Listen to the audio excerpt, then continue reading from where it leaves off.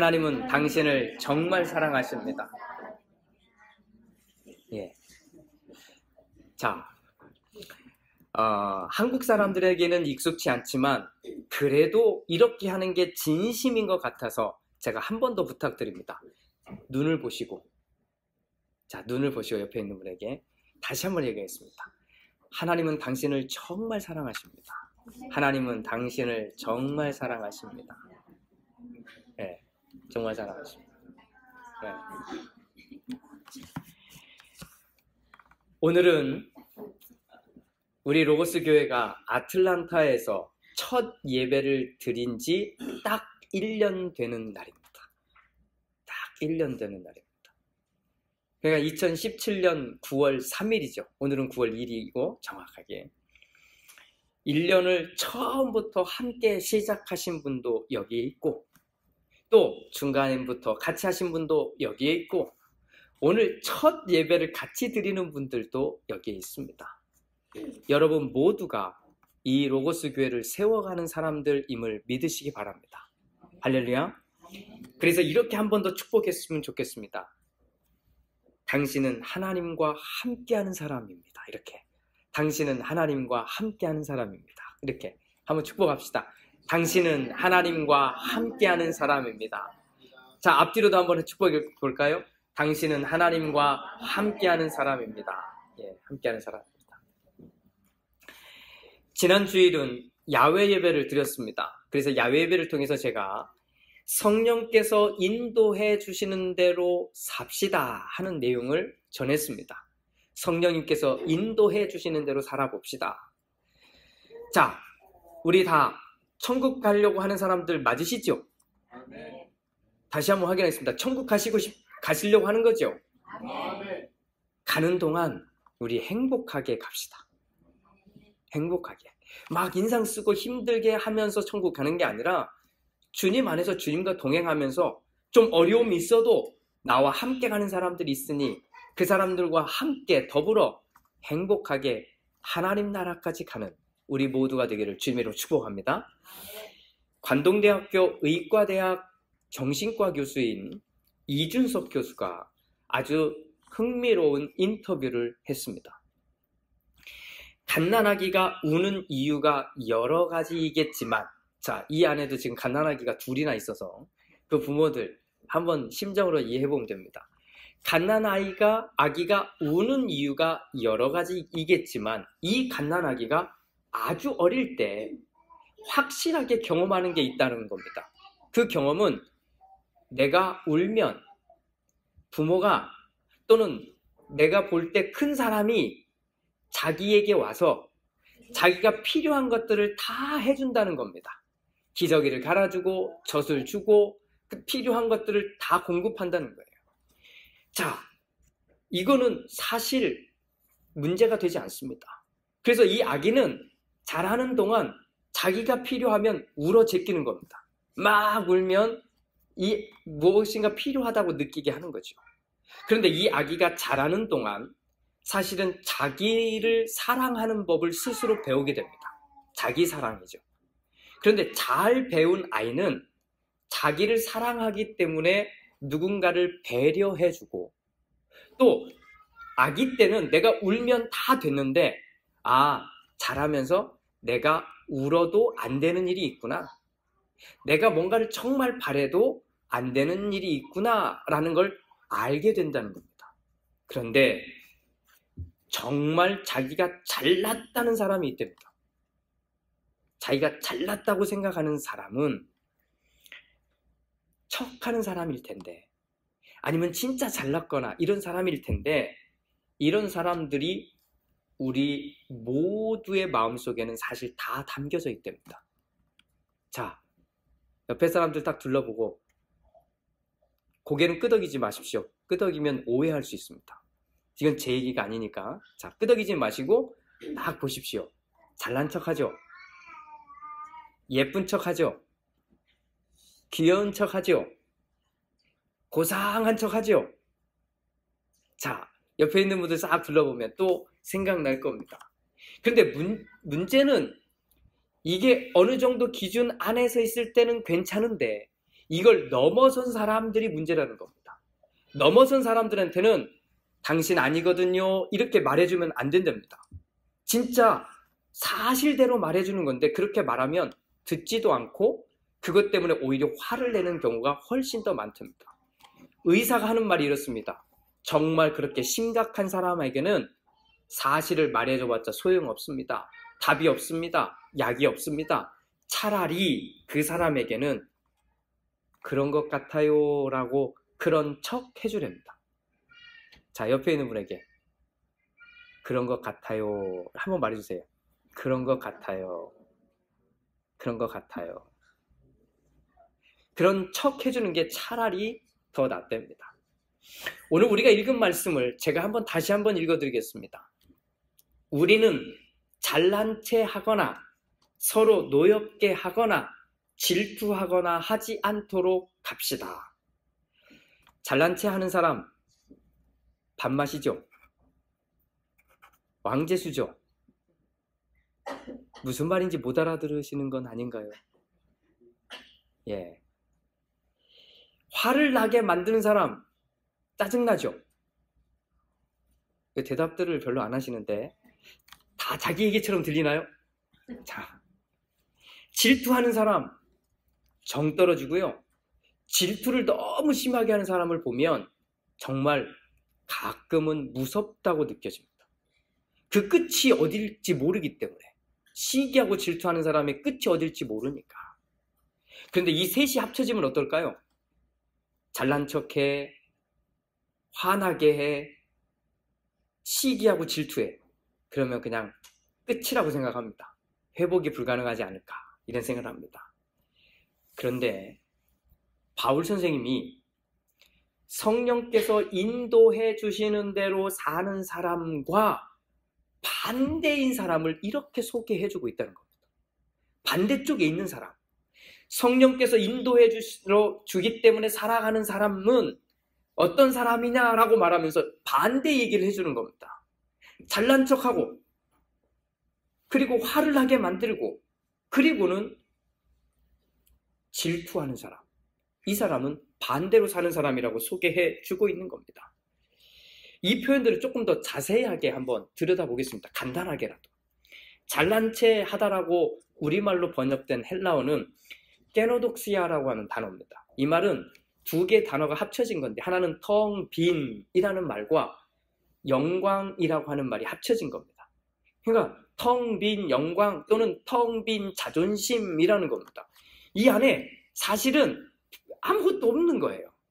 그런데 뭔가를 자기가 자꾸 드러내는 경우를 말하는 겁니다.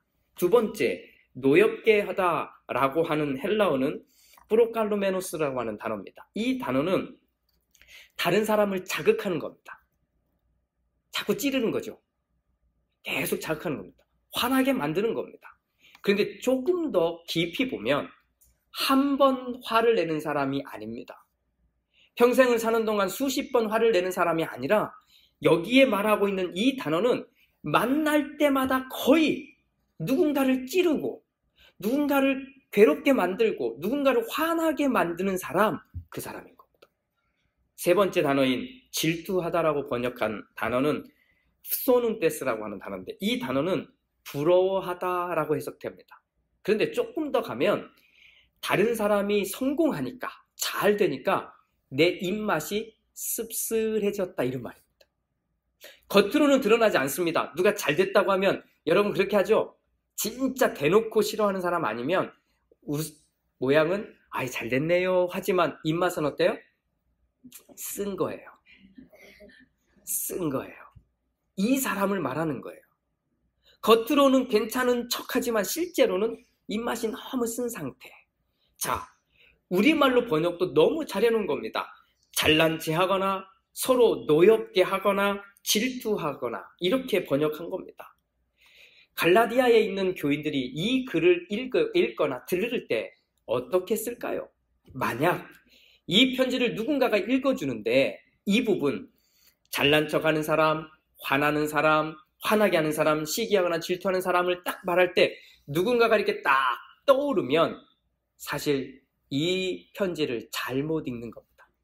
이 편지는 분명한 대상이 있습니다. 자, 묻습니다.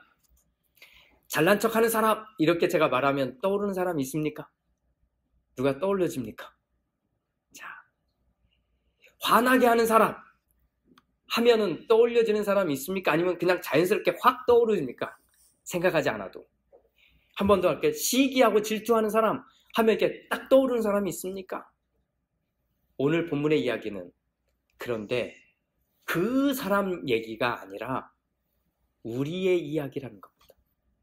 이 편지를 읽고 있는 우리가 바로 내가 그런 사람인가 아닌가를 말해주고 있다는 겁니다. 그래서 이 말씀을 제대로 읽으면 이렇게 우리가 각자 읽는 겁니다. 여러분, 우리 뭔가 된 것처럼 아는 것처럼 잘난 척하지 맙시다. 저도 그렇고 여러분들도 그렇습니다.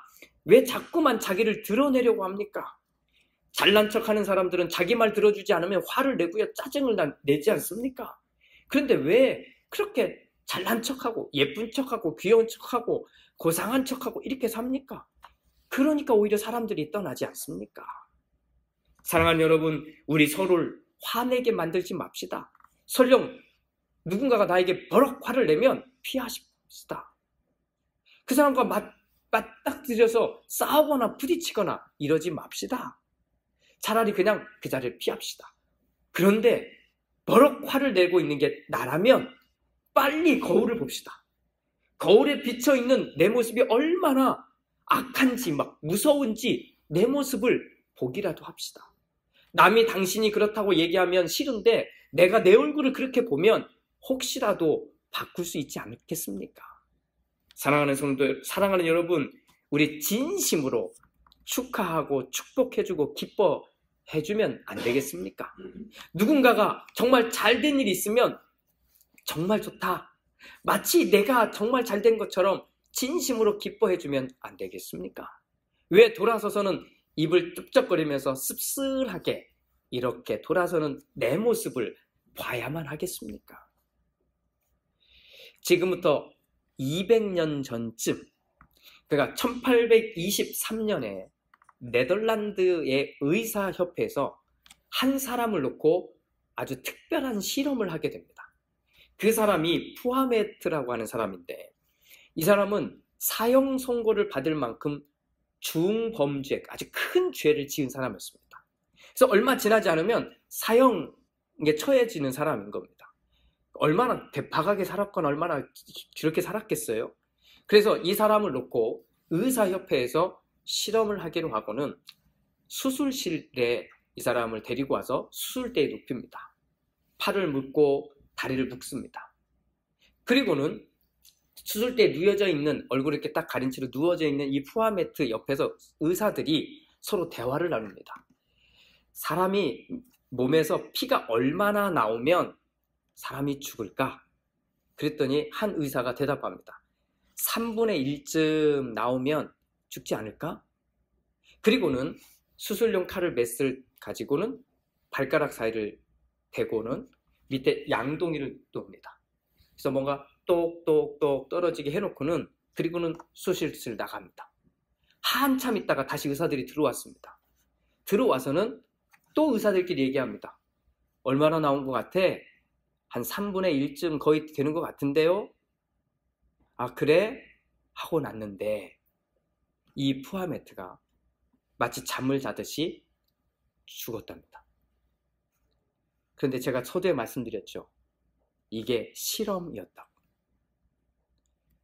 진짜 수술용 칼로 칼을 째지 않았습니다. 피가 떨어진 게 아니라 물방울을 똑똑 떨어뜨렸습니다.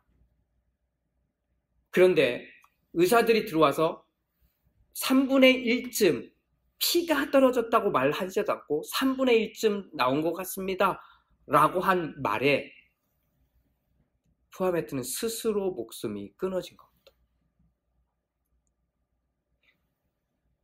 무슨 실험을 한 걸까요? 우리 인간이 얼마나 연약한지를 말해주는 겁니다. 진짜 사고가 나서 피를 그만큼 흘리면 다 죽습니다. 그건 사실이에요.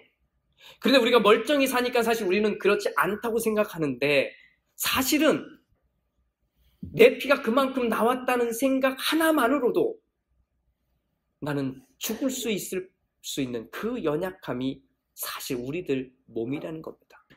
생각이 조금만 꺾여도, 생각이 조금만 무너져도, 마음만 조금만 괴로워도 우리는 죽음을 경험하는 것만큼 힘들어질 수 있고 극복할 수 없을 만큼 연약한 게 우리들인 겁니다.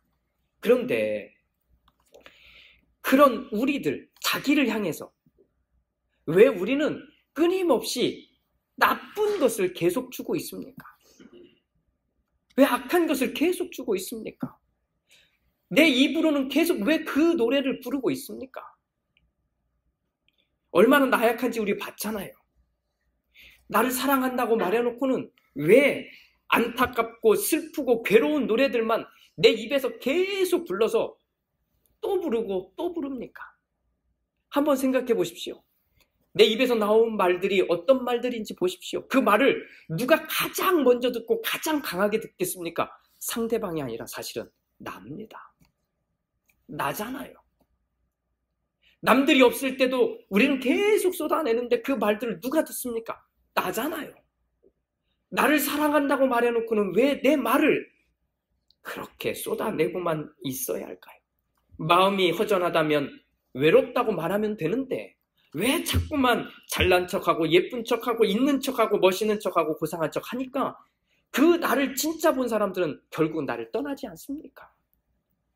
왜 자꾸만 비교하면서 사십니까? 내가 이 자체로도 얼마나 멋지고 좋습니까? 그런데 남들하고 비교하니까 자꾸만 무너지고 있는 나를 보지 않습니까? 남들은 더 가진 것 같고요. 더 누리는 것 같고 더 멋진 것 같은데 나만 왜 이렇게 살아야 되지? 그러니 내 귀에 들리고 내 눈에 보이는 그 일들은 우리를 끊임없이 슬픈 노래를 부르게 만들고 있지 않습니까? 정말 연약한 자기 자신을 향해 오늘 이 말씀이 메시지로 들렸으면 좋겠습니다. 이제 내가 여러분이 부를 노래는 힘들다, 어렵다 이런 말도 하기 창피해서 그럴듯하게 척하면서 부르는 노래가 되어서는 안 됩니다. 우리가 부를 노래는 누구 때문에, 돈 때문에, 일 때문에 이렇게 핑계대는 노래여서도 안 됩니다. 우리가 부를 노래는 있든 없든 더 가지고 싶고 더 누리고 싶고 더 빼앗고 싶어서 이런 것들을 감춰놓고는 위선으로 부르는 노래여서도 안 됩니다.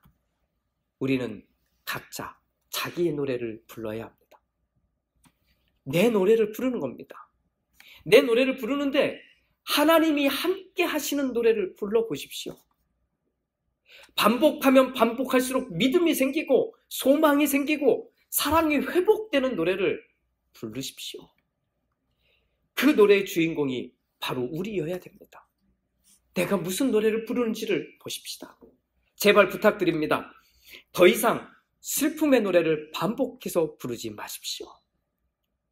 부탁드립니다. 더 이상 뭐뭐 하는 척하는 노래 부르지 마십시오. 부탁드립니다. 더 이상 포기하거나 좌절했거나 이제 끝이다 이런 말로 부러지는 노래도 부르지 마십시오.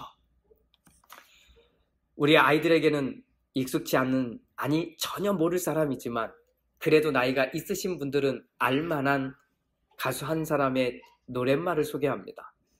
저는 목사여서 그런지는 모르겠지만 이 노래 가사를 생각하고 부르기도 하고 읽어보면 자꾸 왜 연인이 생각나지 않고 성령님이 생각나는지 모르겠어요.